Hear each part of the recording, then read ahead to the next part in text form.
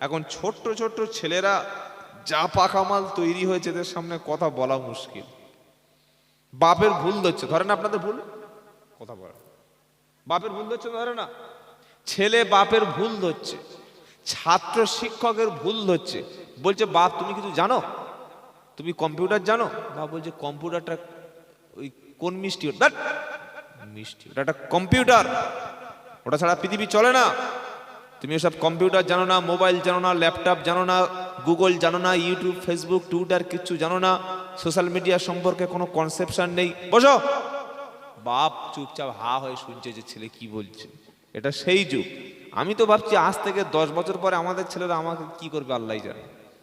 তো মনে রাখবেন, বৃদ্ধরা যতই না লেখাপড়া শিখুক, তাদের কাছে গেলে একটা আলাদা জ্ঞান পাওয়া যায়, আলহামদুলিল্লাহ।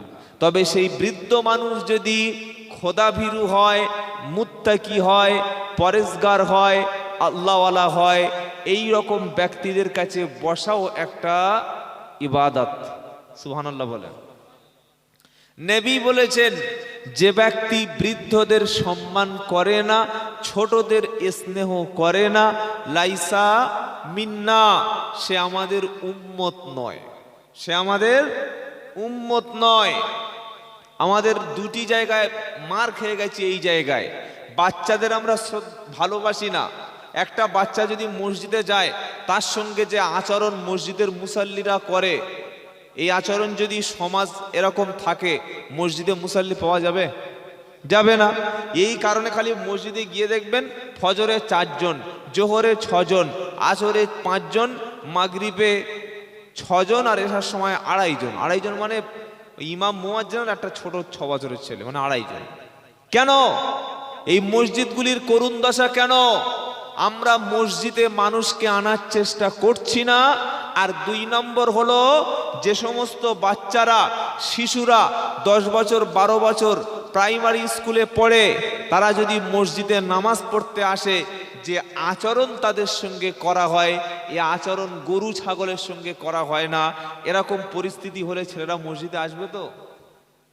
কথা বোঝার চেষ্টা করবেন। আল্লাহ তাআলা আমাদের সবাইকে দ্বীন এবং ঈমানের উপর চলার তৌফিক দান করুন, বলুন আমিন।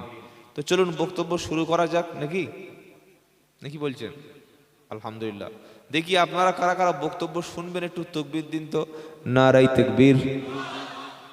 এত ভোল্টেজ আপনাদের, সুবহানাল্লাহ। এটা ঈমানের ভোল্টেজ। কিসের ভোল্টেজ? জোরে বলেন না। যার ঈমান যত বেশি, তার তাকবীরটাও তত বেশি। প্রচন্ড ঠান্ডা, পানিতে হাত দিতে চায় না, অনেকে গোসল করা ছেড়ে দিয়েছে, জানেন না? 4 দিন 5 দিন গোসল করে না। কি করছে? বডি স্প্রে ব্যবহার করছে। টাই, কোট, বুট, স্যুট, শু, মোজা, বেল্ট পরে কি হলো? এই যে বুঝতে পারেন নাই, বডি স্প্রে। 4 দিন 5 দিন গোসল নাই, লোক ধরতে পারবে না। কিন্তু ফেরেশতারা ধরতে পারবে? পারবে না। আস্তাগফিরুল্লাহ। কিন্তু ঈমানদার মুমিন ব্যক্তিরা যতই যাই হোক, যত ঠান্ডা হোক, ফজরের পানিতে তারা ওযু করে আল্লাহর সামনে দাঁড়িয়ে যায়। সুবহানাল্লাহ। যারা ফজরে ঠান্ডা পানিতে ওযু কিংবা গোসল করে আল্লাহর সামনে দাঁড়িয়ে যায়, কিয়ামতের দিন আল্লাহ তাআলা তাদেরকে অপমান করবেন না।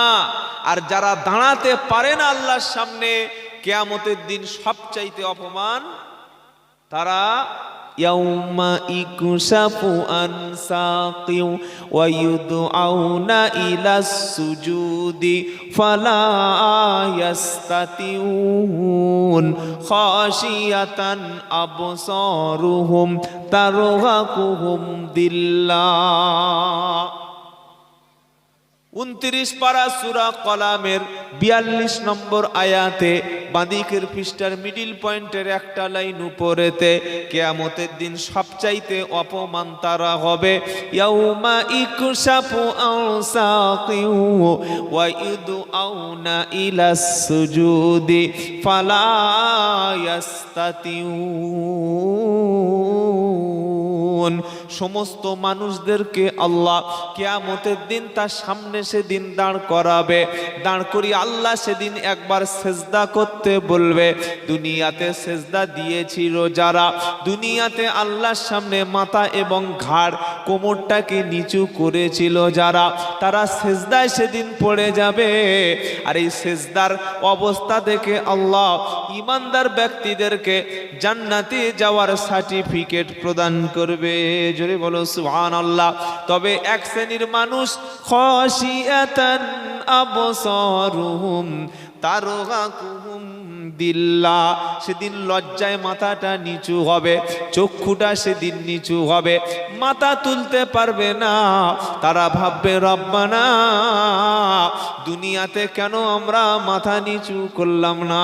আজকে পয়সা আছে বলে মসজিদে মাথা নিচু হচ্ছে না, দামি ঘর করে নিয়েছি বলে আল্লাহর সামনে মাথা নিচু করছি না। সেদিন সবাই মাথা তুলে দাঁড়াবে, তোমার মাথা সেদিন নিচু হবে, ঠিকানা শেষে হবে বেনামাজির জাহান্নাম। অপমান যদি আল্লাহর সামনে না হতে চাও, জিল্লাতি আর অপমান কাকে বলে কিয়ামতের দিন সেদিন বুঝতে পারবে। এ অপমান যদি আখিরাতে না হতে চাও, এখনো সময় আছে, ওযু করে ভালো কাপড় পরে দিনে 5 বারও আল্লাহর সামনে দাঁড়িয়ে যাও। যাবো ইনশাআল্লাহ? ইনশাআল্লাহ তো বলেন না। ইনশাআল্লাহ বললে তো আর কারোর অ্যাকাউন্ট থেকে টাকা মাইনাস হবে না ভাই। যদি অপমান না হতে হয় তাহলে তৈরি হন। কেউ যদি মনে করে হুজুর কিসের অপমান, আমার তো ইমাম সাহেব আছে, মরে যাওয়ার 40 দিন পরে 40,000 টাকার গরু জবাই হবে, 250 লোক খাবে, 2 কেজি দানা এনে 1,24,000 বার কলেমা শরীফ পড়বো, ওতেই আল্লাহ আমাকে জান্নাত একটা দিয়ে দেবে। জোরে বলুন সুবহানাল্লাহ। সুবহানাল্লাহ, তাই তো। যে সারা বছর পড়েনি, পরীক্ষাও দেয়নি, নামও রেজিস্ট্রেশনে আসেনি, এই হতভাগাকে কোনো মন্ত্রী সুপারিশ করলে কি চান্স পাবে? হবে? Not allow. কি বলছেন বলেন? অনেক বেনামাজির ধারণা নামাজ না পড়লে কি হবে, আমারও ঈমান কখনো নষ্ট হয় না। বিয়ে না করে ছেলে দাবি করা যেমন বোকামি, নামাজ না পড়ে ঠিক ঈমানদার দাবি করা তেমনটা হারামি। কথা বুঝেছেন না বোঝেন নাই? বিয়ে করেনি বললে আমি ছেলের বাপ, কোথায় পেয়েছে? ওইভাবে হয়েছে। কোন ভাবে? যেভাবে হয়। এটা হালাল না হারাম? কথা বলেন। ছেলে হবে, ফুটফুটে মাল হবে, সিজারের মাল হবে, কিন্তু ওটা হালাল হবে না, হারাম হবে। কথা বুঝেছেন বাবাজি? বিয়ে করে বৈধ সন্তানকে লুকিয়ে রাখতে হয় না, আর বিয়ে না করে অবৈধ সন্তানকে পাড়ায় মুখ দেখানো যাবে না। সকলে 5 ওয়াক্ত নামাজ পড়বো ইনশাআল্লাহ, বলেন ইনশাআল্লাহ। বিশেষ করে জলসার কমিটি যারা যুবক, আমি আব্দুল্লাহ জুবায়ের হাত দুটো ধরে বলছি, ভাই জলসা দিয়েছেন ভালো কথা, আগামী কাল থেকে আপনারাই মসজিদে আসবেন, আপনারা দায়িত্ব নিয়ে মসজিদ এবং সমাজ পরিচালনা করবেন ইনশাআল্লাহ। ইনশাআল্লাহ বলেন। যুবকদের দিয়েই সমাজ পরিবর্তন হবে। আমি বৃদ্ধদের অপমান করছি না, বৃদ্ধরা মাথার তাজ, তারা পরামর্শ দেবে, কিন্তু কাজের ময়দানে আগিয়ে আসবে কারা? যুবকেরা। নবী যুবকদের ভালোবাসতেন, বলুন সুবহানাল্লাহ।